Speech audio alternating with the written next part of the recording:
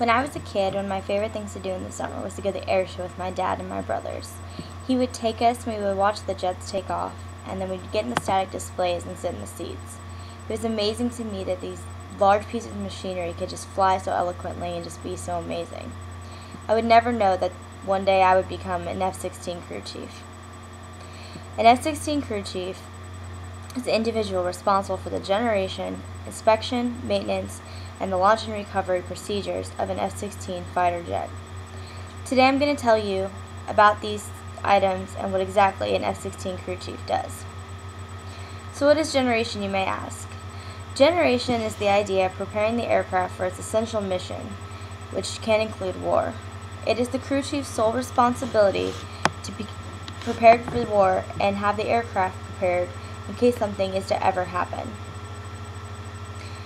Crew chiefs are also the main person responsible for the maintenance and safety in regards to generation.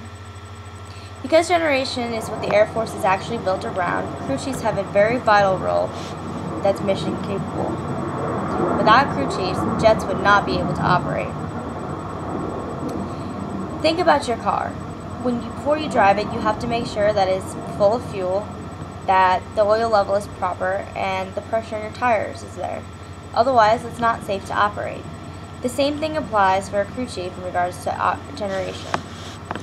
We must look at our fluid levels, the nitrogen pressure in our tires, oil levels, make sure all the lights work, to make sure that the aircraft is ready and capable for mission essential tasks, such as war. Servicing is a huge part of our job.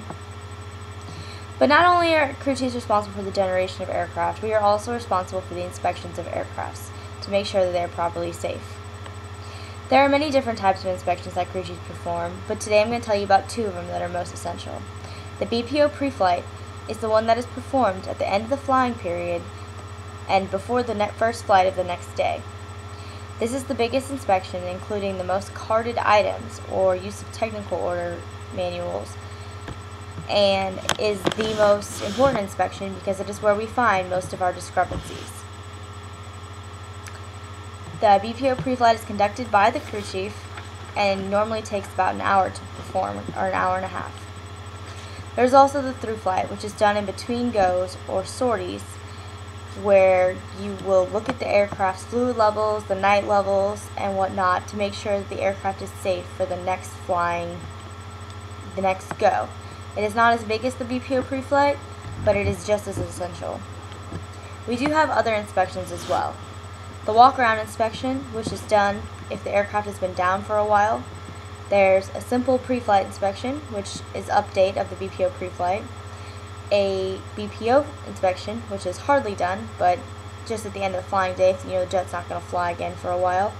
And there's also the acceptance inspection, which is conducted when a jet is given to a new unit from a different unit to make sure that all the parts are there and everything is serially controlled and accurate so that you can keep up with the maintenance of the jet. Crew chiefs are also responsible for the maintenance of the jets. Upon these inspections, we find discrepancies and it is our job to fix them, or to write them up, or to have the proper specialists fix the problem. Maintenance you can think of like on your automobile. Think of a NASCAR crew chief. If a tire is blown on the track, it is the crew chief's responsibility to change the tire quickly and efficiently for the next lap. Same goes with aircraft crew chiefs. We're responsible for tire changes, tank uploads and downloads according to whatever the mission calls for. We're responsible for engine runs and operational checkouts of different things.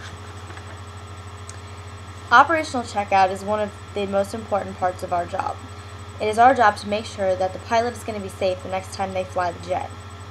One way we do ops checks is by engine runs, such as if a motor is pulled because something is wrong or time change wise it has to be pulled out. It is our responsibility to put that motor back in and then make sure it functions the way it is supposed to. Another example is the landing gear system. If a jet has a discrepancy and the landing gear has to come out or something has to be worked on the landing gear, it is our job to perform all the follow-on maintenance to make sure that that landing gear will operate the proper way for the pilot for the next go so the pilot doesn't endanger his or her life. Attached, I have a visual aid for you guys all to watch. This is a burner run. It is a jet going into afterburn, and the whole sole purpose of this run is to make sure the operational checkout of the engine works the way it should. This is just a little bit of what I get to see every day.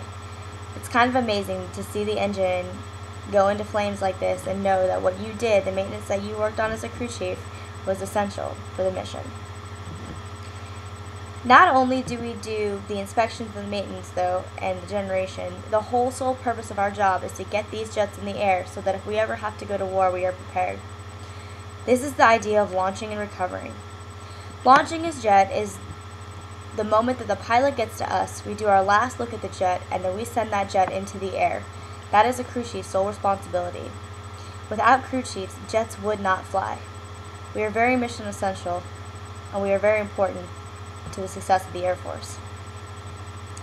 Also, there is the recovery procedures.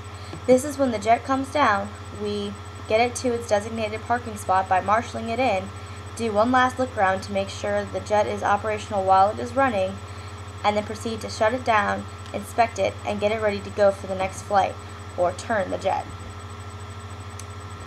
Crew chiefs are essential to the Air Force mission. What we do every day, people don't see because it's behind the scenes.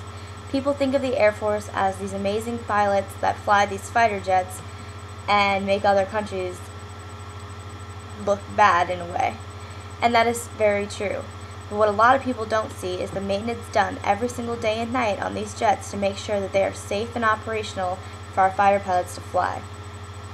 As we like to say, maintainers are here so that pilots can have heroes too.